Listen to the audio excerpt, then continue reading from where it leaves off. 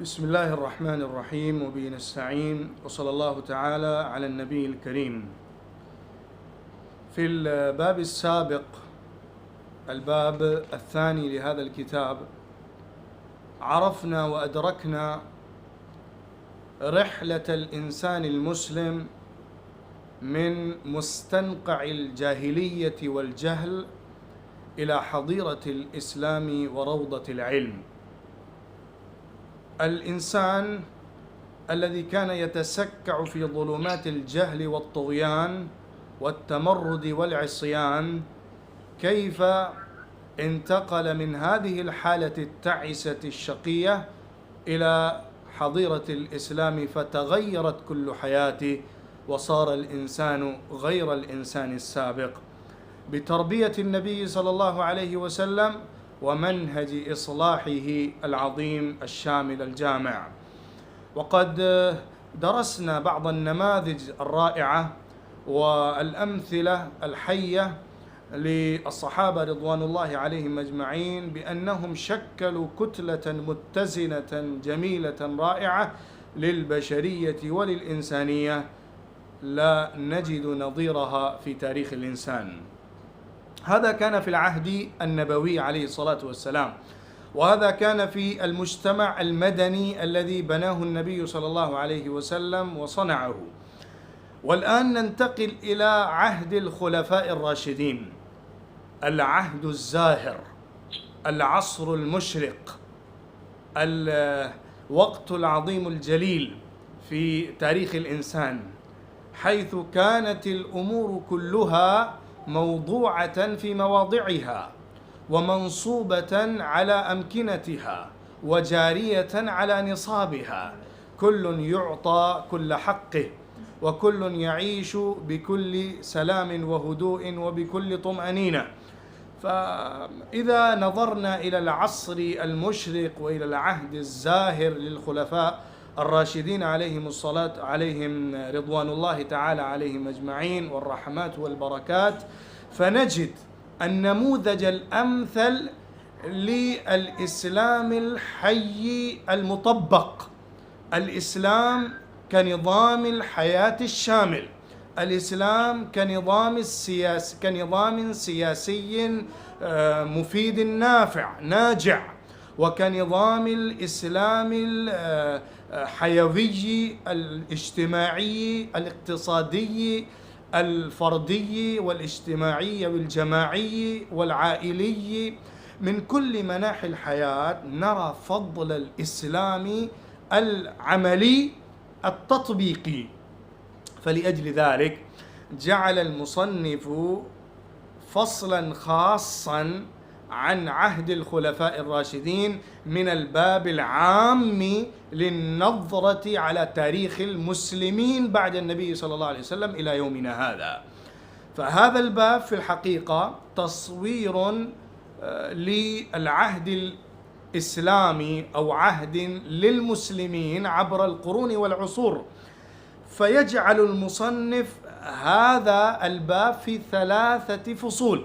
الفصل الأول عن العهد الزاهر الأمثل الأروع الأعلى والأسمى في تاريخ المسلمين، وهو عهد الخلفاء الراشدين.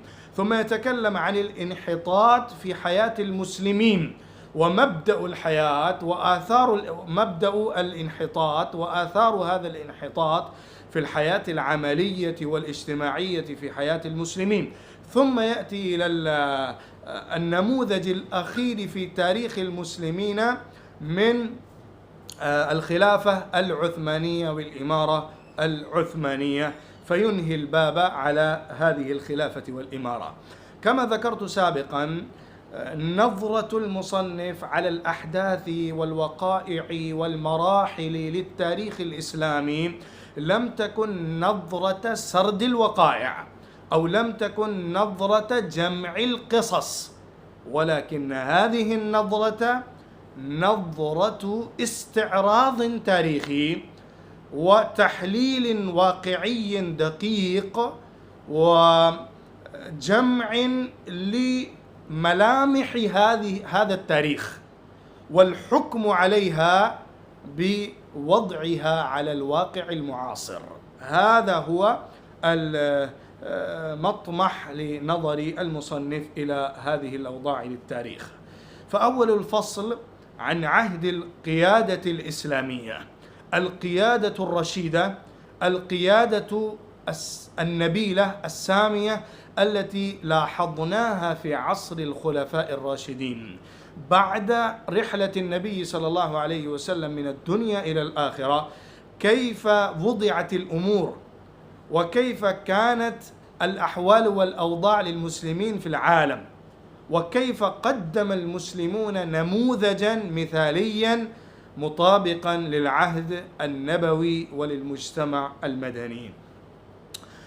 فيأتي الكلام أولا عن الأئمة المسلمين وخصائصهم، والقصد بهؤلاء الأئمة هم الأئمة الخلفاء الراشدون، الخلفاء المثاليون، الخلفاء الذين يعتمد عليهم في تاريخ الإسلام من فهم الشريعة ومن تطبيق الشريعة. فإذا تكلمنا عن الخلفاء الراشدين وعن عهودهم مجملا، فوجدنا أن هذا العصر لهم أزهر عصر وأجمل زمن في تاريخ المسلمين. فأولا علينا أن نتكلم عن المواهب والخصائص التي يتميز بها هؤلاء الأئمة الخلفاء الراشدون، حتى نفهم أن الإمارة والحكومة والسيادة والقيادة قد وضعت في موضعها اللائق بها والملائم والمواتي لها. فأربع خصائص التي يلفت المصنف نظر السامع والقارئ إليها، إنما هي أولا الجمع، بل أن تقول التقنين بالشريعة. هؤلاء الأئمة الذين كانوا نائبين عن الرسول عليه الصلاة والسلام ومبلغين عن الله سبحانه وتعالى في تبليغ الرسالة، فإنهم كانوا يحملون الرسالة الإلهية، فإنهم لا يجعلون حظوظ أنفسهم في شريعة الله، فإنهم كانوا أصحاب كتاب منزل وشريعة إلهية مطهرة، فإنهم يجعلون القانون والدستور الشريعة الربانية، لا يقننون بآرائهم، ولا يعني ذلك أنهم لا يعملون أفكارهم ولا يشحذون أذهانهم ولا يستعملون ويستخدمون مواهبهم الفكرية والعقلية في فهم الشريعة وتطبيق الشريعة، لكن المراد أن المرجعية العليا كانت للشريعة المطهرة. الشريعة المطهرة هي التي كانت منفذة، هي التي كانت مطبقة، فالحاكم يكون أمام الشريعة مثل المحكوم، والأمير يكون مثل المأمور، والسيد يكون مثل المسود، وكل شخص سواء أمام هذا القانون، فكل الشعب والحكام سواسية كأسنان المشط أمام هذا القانون الإلهي وهذه الشريعة المطهرة. فالله سبحانه وتعالى جعل الميزان هذا: يا أيها الذين آمنوا كونوا قوامين لله شهداء بالقسط ولا يجرمنكم شنآن قوم على ألا تعدلوا اعدلوا هو أقرب للتقوى واتقوا الله إن الله خبير بما تعملون. فهؤلاء الأئمة، هؤلاء السادة، هؤلاء الأمراء والحكام الذين تولوا زمام قيادة الأمة العربية بل البشرية الكبيرة والكثيرة، كانوا يحملون فكرة التسوية بين البشرية وعدم التعلي والاستعلاء على أفراد المجتمع. ثم الخصيصة الثانية والصفة الثانية لهؤلاء الأئمة أنهم كانوا حاملي هذه القيادة ورافعي هذه الراية ورافعوا هذه الراية بعد التربية التامة والتزكية الكاملة. فإن الإنسان إذا تحمل أي مسؤولية أو إذا أخذ أي مهمة فإنه يكون نهما في إشباع غرائزه الطبيعية والجسمانية أو الشهوانية أو العقلية. الإنسان يكون تابع لشهواته ولغرائزه ولأطماعه ومطامعه، إلا من ربي تربية رشيدة وزكي تزكية تامة وصقل قلبه وهذبت نفسه وشحذ ذهنه وصفي باطنه ووجه عقله وفكره وقلبه نحو الرشاد والسداد. فهؤلاء الخلفاء الراشدون قد تحملوا هذه المهمة والمسؤولية بعد التربية التامة، فإنهم لا يحبون الإمارة ولا يتبعون وراء مطامع التولي للحكم، بل إنهم كانوا يخافون ويخشون من هذه المسؤوليات. فإن النبي صلى الله عليه وسلم رباهم على هذه النفسية: إنا والله لا نولي هذا العمل أي الإمارة أحدا سأله أو أحدا حرص عليه. فالحريص على الإمارة لا يعطى الإمارة، والنهم للحكومة لا يولى الحكم. هذه النفسية ربى النبي صلى الله عليه وسلم الصحابة الكرام عليها. فهؤلاء الحكام لا يتهافتون على الحكم تهافت الفراش على الضوء، بل كانوا يتدافعون في قبولها ويتخلفون عن تحملها، ولا يرشحون أنفسهم لأخذ هذه المسؤوليات وهذا الزمام للحكم، بل يحسبون الحكم أمانة على كواهلهم وامتحانا عند الله سبحانه وتعالى من الله سبحانه وتعالى. إن الله يأمركم أن تؤدوا الأمانات إلى أهلها وإذا حكمتم بين الناس أن تحكموا بالعدل إن الله نعم ما يعظكم به إن الله كان سميعا بصيرا. وهو الذي جعلكم خلائف الأرض ورفع بعضكم فوق بعض درجات ليبلوكم فيما آتاكم. هذه هي العوامل وهذه هي الدوافع لإصلاح النفسية لهؤلاء الصحابة رضوان الله عليهم أجمعين.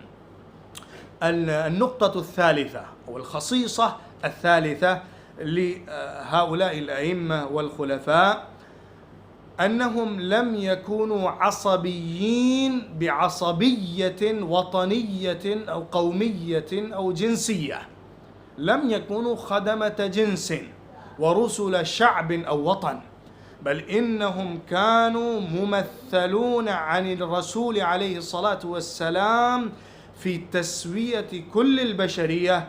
كل الإنسان بنو آدم وآدم من تراب، لا فضل لعربي على عجمي ولا لأسود على أبيض ولا لأبيض على أسود ولا لأسود على أبيض إلا بالتقوى.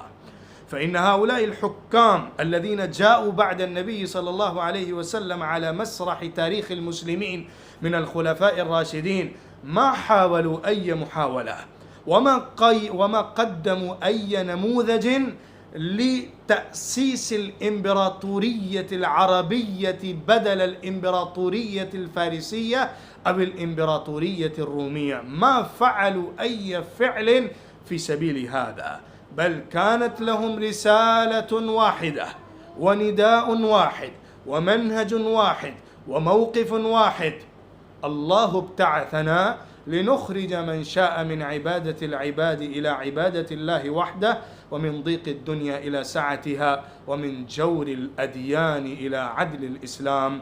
وإنهم في الحقيقة يقومون بهذا التمثيل العظيم لهذه الآية الكريمة: يا أيها الناس إنا خلقناكم من ذكر وأنثى وجعلناكم شعوبا وقبائل لتعارفوا إن أكرمكم عند الله أتقاكم.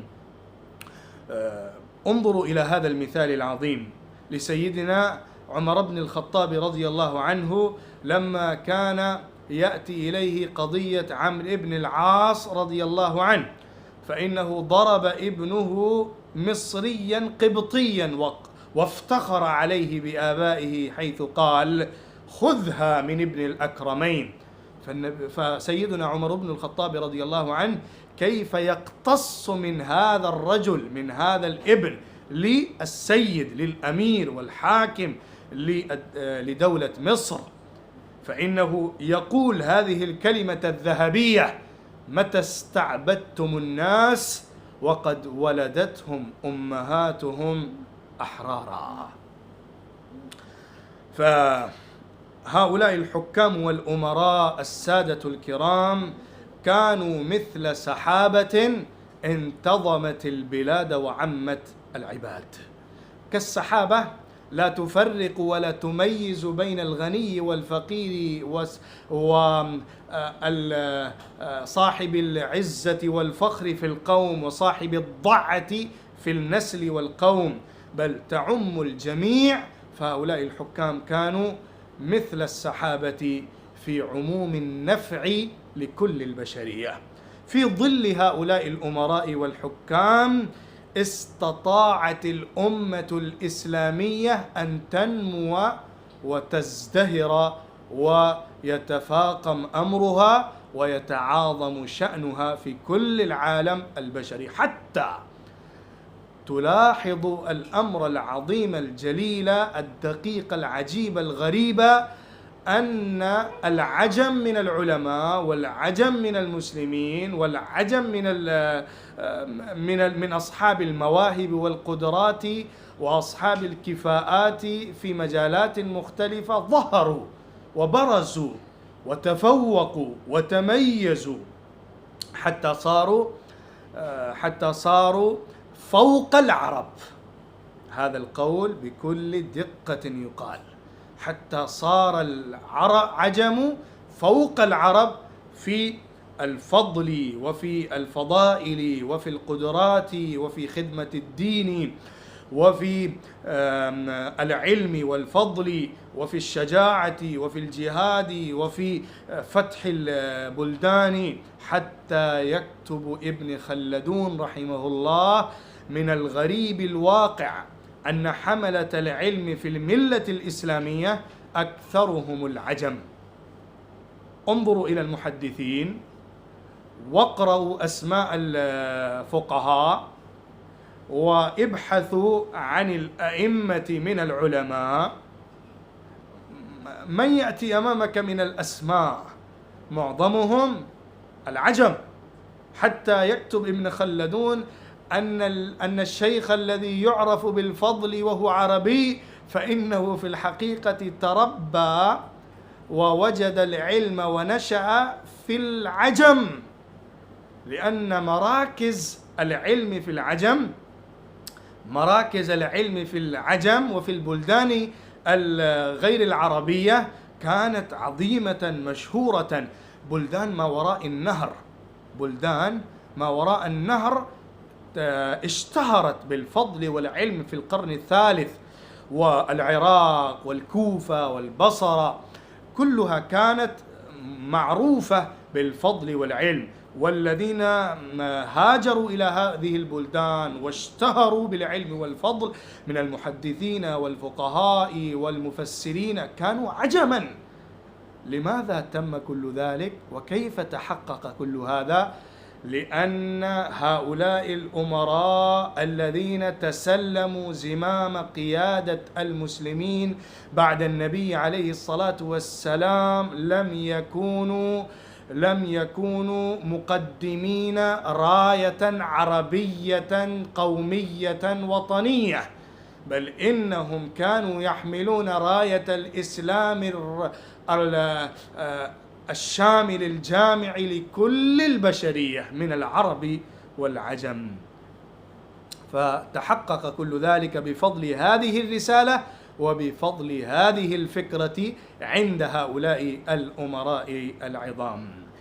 النقطة الرابعة والأخيرة من خصائص الأئمة والقادة والخلفاء الراشدين أنهم يحملون رسالة جامعة بين مقتضيات الطبيعة البشرية وضروريات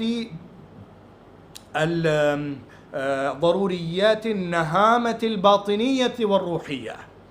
فإن نظام الإسلام الجامع الشامل المتكامل المحيط بكل جوانب الحياة الإنسانية يحمل هؤلاء القادة هذه الرسالة بكل نقائها وصفائها ونفاستها وروعتها وكمالها وجمالها. فإنهم يعلمون أن الإنسان جامع بين العقل وبين القلب وبين الروح والجسم، بين العواطف والجوارح، بين الطبائع والغرائز الجسمانية وبين الحوائج الروحانية والإشراقات الباطنية. الإنسان ليس مجرد مادة بحتة، وليس الإنسان مجرد روح ملكوتية. الإنسان يحتاج إلى غذاء جسماني صالح، كما أنه يحتاج إلى غذاء روحي باطني. فهذا المجتمع الذي تشكل نتيجة هذه القيادة والحكومة للخلفاء الراشدين، فإنها كانت حيث يسودها الوسط الديني الخلقي العقلي الجسدي الروحي. يمكن للإنسان في هذا الوسط وفي هذا المجتمع أن يشبع كل غرائزه بطريق صحيح مناسب معتدل فطري سليم، كما أنه يجد غذاء روحيا صافيا بالتمام والكمال. فالإنسان يسمو عقليا ويعلو قلبيا ويزكو روحيا ويقوى جسميا ويتقدم ظاهرا جسمانيا ماديا، كما يعلو خلقا. فالإنسان يكون جامعا في هذا الإطار الرحب العظيم الجليل الجميل على كمال وتمام من الجانب الخلقي والجانب الخلقي أو الديني. فهذه المدنية التي كانت نتيجة هذه القيادة العظيمة الجليلة قد كانت صالحة صحيحة نافعة، لا نقص في العقيدة ولا نقص في التربية ولا نقص في المدنية، بل تكون كل جوانب الحياة البشرية جامعة. بينما ترى أن المدنية في الأديان الأخرى، بالمدنية في البلدان الأخرى من أصحاب الديانات السماوية ومن أصحاب الفلسفة الوضعية ومن أصحاب النظم الوضعية والإنسانية قبل الإسلام، فإنها كانت متأرجحة بين مادية بهيمية وبين روحانية ورهبانية. إما أن يكون الإنسان متغلغلا في الروحانية المحضة ويكون بعيدا عن القضايا البشرية وعن الحوائج الإنسانية الطبيعية وعن فهم وتفسير جسماني القضايا والحوائج الجسمانية للإنسان وإشباعها بطريقة صحيحة. وفي طرف آخر ترى أن الإنسان متغلغل في الروحانية والرهبانية والعزوف عن الدنيا والانعزال عن الحياة الدنيوية حتى يكون غير متأهل للعيش في مجتمع وفي جماعة اجتماعية متكاملة. فالنظم الإنسانية كانت في اضطراب حتى جاء الإسلام، وحتى ترفرفت راية الخلافة الراشدة في العالم البشري، فقدمت هذه النموذج العظيم الجامع بين روحانية الإنسان وبهيمية المرء. فهذه الرسالة التي يحملها هؤلاء الأمراء كانت جامعة بين الديانة والأخلاق والقوة والسياسة، وتمثل أو تتمثل الإنسانية فيها تمثلا رشيدا معتدلا سليما. فالمثل العليا الروحية كانت على أتم شكلها، والقوة الجسمانية والظاهرة للمجتمع الإنساني وللجماعة الإنسانية وللحكومة والسياسة والقيادة كانت على أتم وأحسن وأكمل صورة. ثم يأتي العنوان: دور الخلافة الراشدة مثل المدنية الصالحة. قد تكلمنا في النقطة الأخيرة، في الخصيصة الأخيرة للخلفاء الراشدين، عن المدنية الصالحة التي تكونت وتشكلت نتيجة الخلافة الراشدة. ففي الحقيقة دور الخلافة الراشدة قد تعاونت فيه قوة الروح والأخلاق والدين والعلم والأدوات المادية في تنشئة الإنسان الكامل وفي ظهور المدنية الصالحة.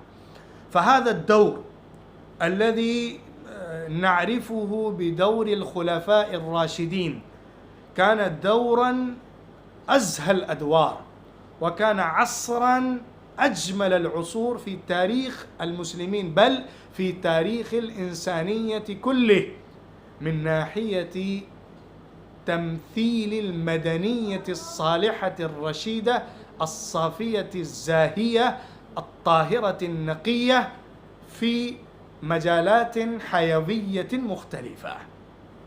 هذا هو الدور الكمالي الذي لا يمكن للإنسان أن يتصور أفضل منه أو يحلم أزهى منه أو يفترض المفترضون أسمى منه. هذا الدور الذي وضع كل شيء في موضعه وأجريت الأمور على نصابها، وكانت المدنية بجمالها وصفائها وحيويتها وقوتها وجمالها ونقائها وكمالها من كل الاعتبارات للإنسان. إذا رأيت إلى النظام السياسي لرأيت أن الحاكم على أتم معيار في الأخلاق والفضيلة، وإذا رأيت إلى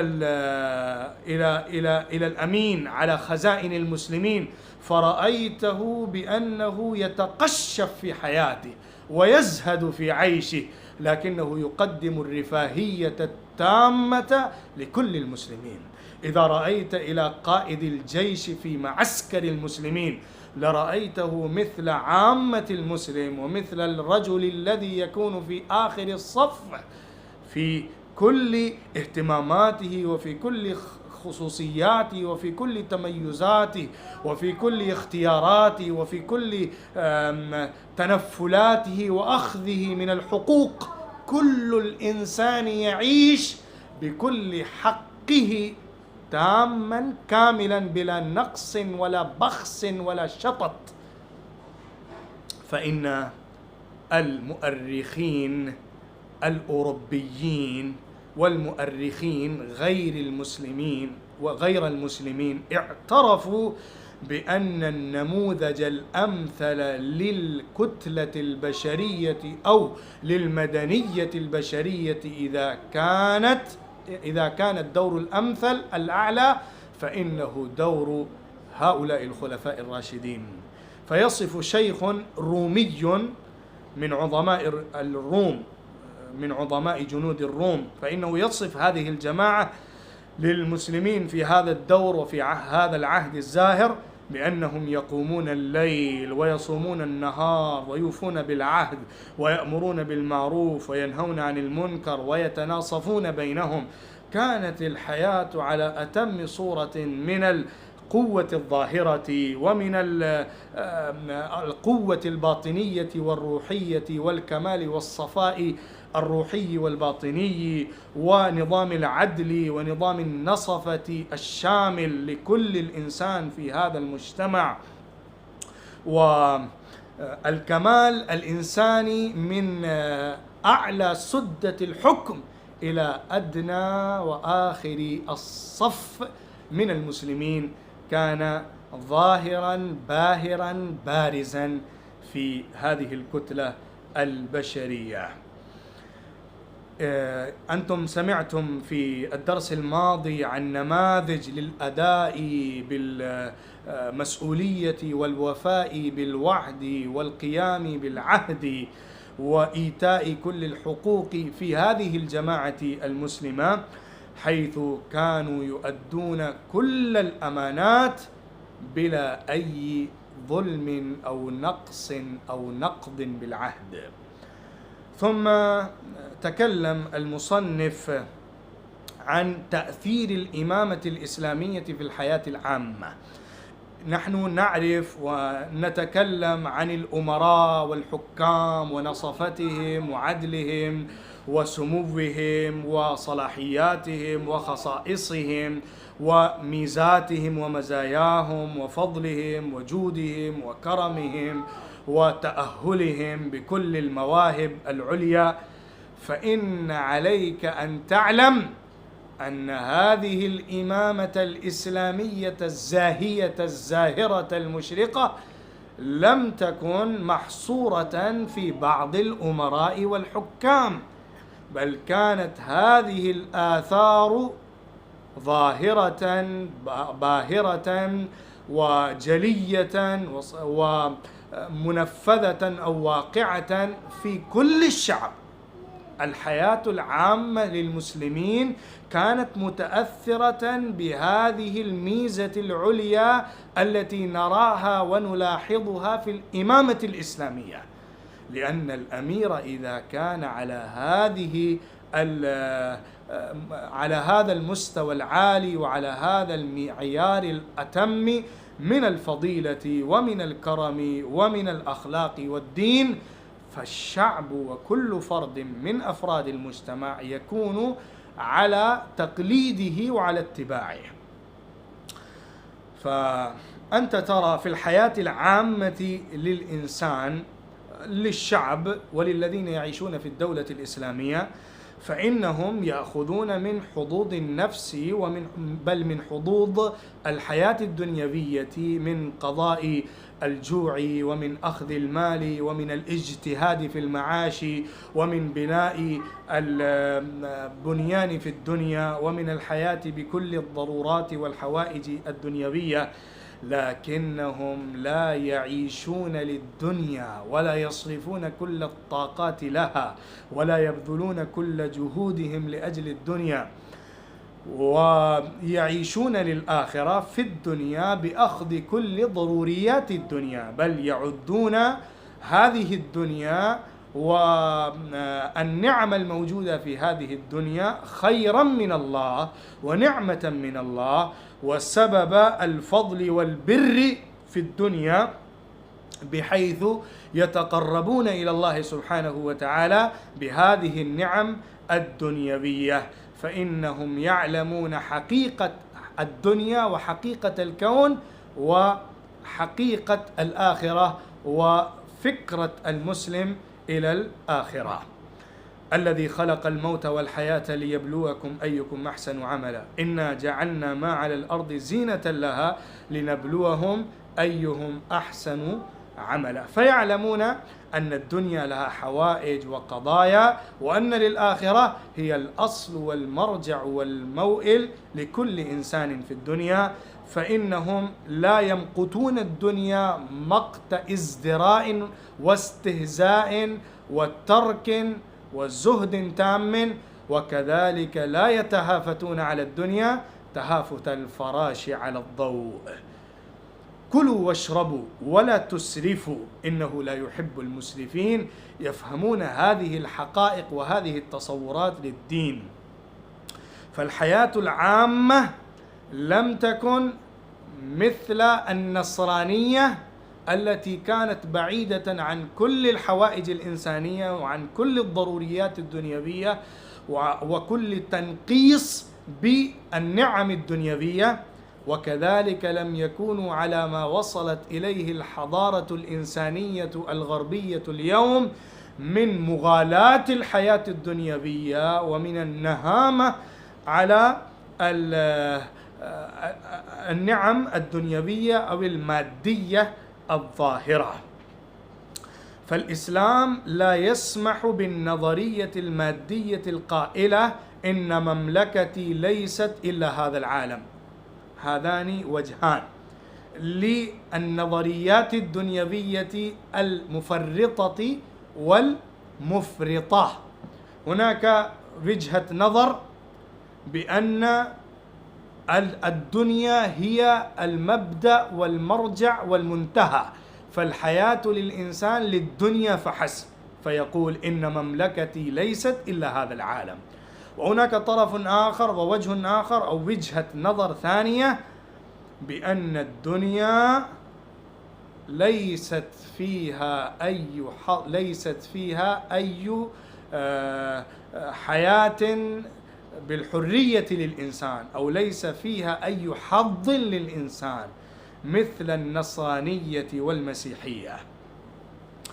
فإن النصرانية تقول ليس هذا العالم مملكتي، أنا بعيد عن الدنيا وعن هذه المملكة، بل الإسلام يدرسنا ربنا آتنا في الدنيا حسنة وفي الآخرة حسنة، الجمع بين الدنيا والآخرة. فإن الإسلام لا يقبل هذه الفكرة النصرانية والمسيحية بأنك تعطي ما لله لله وما لقيصر لقيصر. الإسلام يقول أعطوا لله كل ما هو لك في الدنيا واجعل وخذ ولا تنسى نصيبك من الدنيا. فالمسلم بعث من الله سبحانه وتعالى لتبليغ هذه الرسالة وهذه الفكرة الجامعة بين حوائج الدنيا وضرورات الآخرة. يقول محمد أسد العالم الألماني الذي أسلم، الله سبحانه وتعالى قد جعل المسلمين خير أمة، حيث قال كنتم خير أمة أخرجت للناس تأمرون بالمعروف وتنهون عن المنكر وتؤمنون بالله. فهذا هو المبرر الخلقي للحركة الإسلامية الجهادية والفتوح الإسلامية الأولى. ويقول يعني إذا كان هذا التعبير ضروري، الاستعمار الإسلامي بأن الفتوح الإسلامية قد تحققت، فإنه لا بد من هذا التعبير. فإن الإسلام إذا كان هو فيه استعمار فإنه لم يكن الاستعمار بحب الحكومة والاستعلاء، بل كان الاستعمار إذا كان لا بد منه من هذا التعبير فإن هذا الاستعمار كان مدفوعا ببسط الأمن والسلام ونشر رسالة الله في أرض الله كلها. فإن الإسلام لا يؤمن بالفلسفة العقلانية المجردة الأفلاطونية أو اليونانية، بل الإسلام يجمع بين التصور السليم الصحيح المعتدل للعقيدة وكذلك للعمل التطبيقي وللحياة العملية ونظام شامل شرعي تام للحياة الإنسانية. فالحياة لعامة الناس كانت متأثرة بهذه الفضائل التي نراها في الإمامة الإسلامية. ثم العنوان الأخير لهذا الفصل المدنية الإسلامية وتأثيرها في الاتجاه البشري. قد تكلمنا عن فضائل الأئمة وبأنهم كانوا منتخبين من الله سبحانه وتعالى لهذه المناصب العليا، ورأينا أن المجتمع الذي نشأ تحت راية هؤلاء الأمراء والحكام والأئمة كان على أعلى قمة وعلى أسمى مكان وعلى أعلى ذروة من الفضيلة والشرف نتيجة التأثير الإمامي والحكومي الأعلى. ثم نقول إن المدنية التي قدمها هؤلاء الأئمة لم تكن المدنية صالحة للمسلمين فقط، بل كل العالم الإنساني، كل العالم الإنساني تأثر بهذه الرسالة الإسلامية وتأثر بهذه التجربة المثالية للمدنية الصالحة في الخلافة الراشدة. انظروا إلى العرب، انظروا إلى العجم، انظروا إلى أوروبا، انظروا إلى الهند وإلى كل البلدان، لترى آثارا ظاهرة بينة لهذه الإمامة الإسلامية والرسالة الدينية في كل الاتجاه البشري من الشرق إلى الغرب، لأن هذه المدنية الإسلامية كانت بداية عهد جديد في تاريخ الإنسان، حيث تأثر كل البشرية بهذه الرسالة. بينما ترى الأنبياء السابقين والمبشرون بدين الله سبحانه وتعالى لم يوفقوا بمثل هذه الحكومة والسيادة الكبرى التي وفق إليها المسلمون في عهد الخلفاء الراشدين. فهذا النجاح العظيم الذي تحقق على يد أبناء الرسول عليه الصلاة والسلام فإنه كان في الحقيقة محنة جديدة للجاهلية، حيث كان هذا الدور نعيا على الوثنية والشرك والنظم الوضعية الإنسانية الفاسدة، حيث كان خيار الناس أمراؤهم وأزهد الناس في العيش أملكهم لأسبابه وأقدرهم عليه. بينما ترى في الحكومات الأخرى وفي أصحاب الديانات الأخرى الجور والظلم والفساد والفوضى والطغيان فاشيا وعاما في كل مجالات الحياة. فالإنسان بعدما يرى هذا النور اللامع وهذا الضوء المشرق فإنه لا يرى بدا من قبول هذا الحق، فإنه يمشي وراء هذا الدين نتيجة ندائه الباطني، نتيجة ندائه الطبيعي. فصار الناس ينتقلون من معسكر الجاهلية إلى معسكر الإسلام باختيارهم، وكلمة الله تعلو، وصارت طباع الناس وعقولهم تتغير وتتأثر بالإسلام، فأصبحت الجاهلية حركة رجعية متخلفة، وصارت حركة الإسلام حركة راقية زاهرة متقدمة. فالإسلام في الحقيقة انتشرت في العالم البشري برسالته وبصفائه وبتأثيره على الحياة الإنسانية وبتحمله نظاما عادلا ساميا لكل البشرية. فإن كل الديانات بعد الإسلام تأثرت بهذا الاتجاه الإسلامي. بينما ترى الأستاذ أحمد أمين ذكر عدة أمثلة لتأثر الديانة المسيحية بالاتجاه الإسلامي للتوحيد. فظهرت حركات وثورات مختلفة في الديانة النصرانية رفضا للوثنية ورفضا لتأليه المسيح عليه الصلاة والسلام، وكذلك إنكارا على عبادة الأوثان والأصنام والصور والتماثيل. بينما ترى في هذه الديانة غلبة باهظة وعكوفا تاما على عبادة الصور والتماثيل، لكن ظهرت نعرات وثورات ونداءات ودعوات لرفض هذه العبادة للأوثان وللأصنام. حتى دعوة لوثر، مارتن لوثر، التي ظهرت بدعوته الإصلاحية الفرقة الجديدة في المسيحية، وهي فرقة البروتستانتية، فإنها أيضا كانت متأثرة بفكرة الإسلام الناعية على عبادة الصور والتماثيل كما اعترف بها المؤرخون الأوروبيون. حتى ترى في الهند التي كانت متسكعة في عبادة الصور والتماثيل والأصنام والأوثان والمظاهر تأثرت بالاتجاه الإسلامي،